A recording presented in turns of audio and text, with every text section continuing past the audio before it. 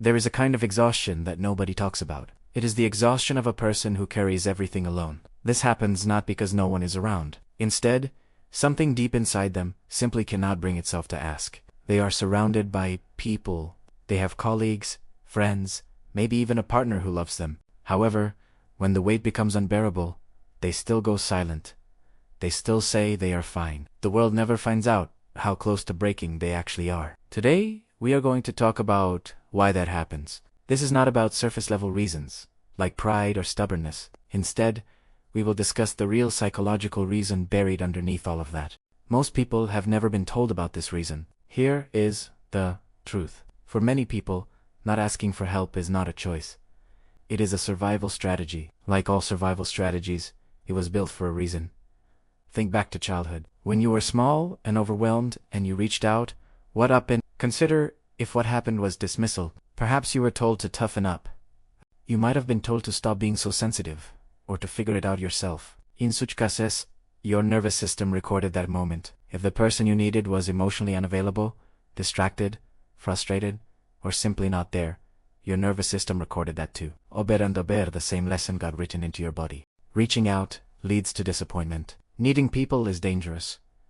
The safest thing to do is handle it yourself. This is not a metaphor. This is neuroscience. The amygdala, the part of your brain responsible for detecting threats, does not distinguish between physical danger and emotional danger. Rejection, dismissal, and unavailability register in the same neural pathways as physical pain.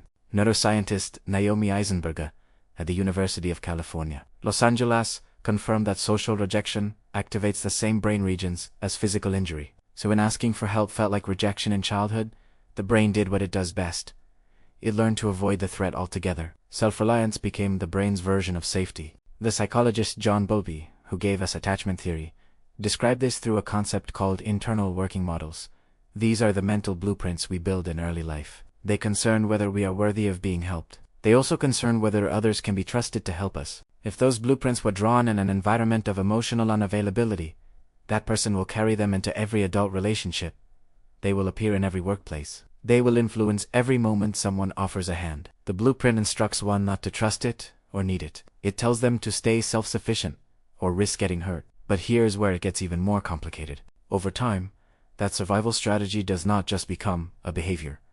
It becomes an identity. The child who learned to cope alone grew into the adult who is proud of handling things independently. Being competent, self-sufficient, and dependable becomes the core of who they believe they are. Now, asking for help is not just a practical act. It is an existential threat. It feels like it will crack the foundation of who they are. Brené Brown is one of the most respected. She notes that our culture equates asking for help with inadequacy. For someone whose entire sense of self is built around not needing help, this equation hits differently. It does not just feel embarrassing. It feels like losing yourself. And here is something that will stop you in your tracks. A landmark study was conducted by psychologists Francis Flynn and Vanessa Lake at Stanford. This study was published in 2008. It found that people underestimate others' willingness to help by nearly 50%. That means when you feel certain that people will judge you, resent you, or say no, you are wrong. Statistically, about half the time. The people around you are far more ready and willing to show up for you than your brain has been telling you. However, knowing that fact changes almost nothing, because this is not an information problem. It is an emotional one. You can not think your way out of a pattern that was never created by logic in the first place. This pattern also reshapes your relationships in ways you may not even realize. When you struggle to receive, you tend to overcompensate by giving. You become the helper, the reliable one, the person who never asks but always shows up for others. On the surface, that looks noble. However, underneath, there is an invisible architecture of imbalance building. Psychologists describe giving as a behavior that preserves a sense of control. When you set the terms, you know what is happening.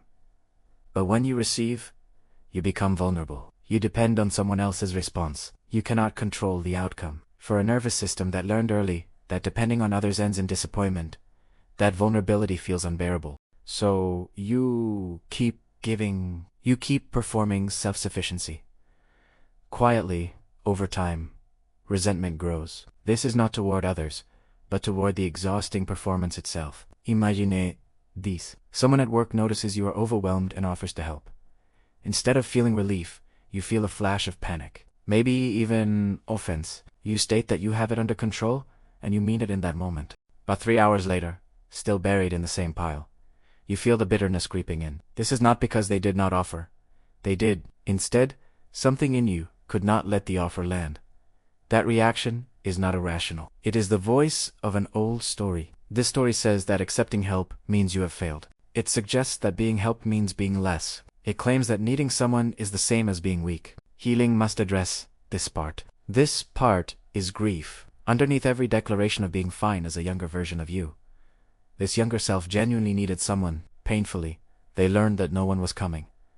That grief never got named. It never got held. It was buried under competence, productivity, and the relentless forward motion of a person who decided they did not need anyone. However, unfelt grief does not disappear.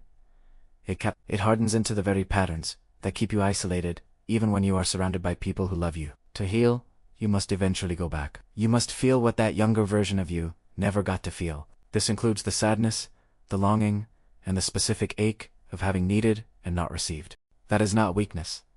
That is where freedom begins. Change does not come from a single moment of insight. You can understand all of this intellectually and still feel the panic when someone offers to help you. Real change is gradual, and it lives in small acts. It lives in the moment you ask someone to grab your coffee. It lives in the moment you tell a friend you are struggling instead of pretending you are not. It lives in the moment you receive a compliment without deflecting it. Each of those tiny moments sends a new signal to your nervous system. The signal says that this is safe now. It indicates that this person is here. You can let them in. Slowly, with repetition, the blueprint begins to rewrite itself. Psychologists studying healthy adult relationships consistently find that genuine interdependence creates the deepest relational security. TSE is not codependence or independence. Rather, it is the mature ability to both give and receive. Research on emotional interdependence shows clear benefits. Studies published in peer-reviewed psychology journals confirm this. They show that people in mutually interdependent relationships report significantly higher well-being. These people also have greater life satisfaction. They also report lower rates of anxiety than those who pride themselves on doing everything alone. You were strong enough to survive without anyone. That is real. That strength protected you. However, the bridge was always meant to get you somewhere. It was not meant to be the destination. The people around you are not the ones who dismissed you. These are the people you have been keeping at a safe, careful distance. They're not the caregivers who were too tired or too absent to notice. They are aire, and they want to show up for you if you let them. The next step is not a grand gesture. It is a small one. It is asking for something tiny. Then, let yourself notice what happens when someone says yes. Really pay attention, because they will say yes. They have been waiting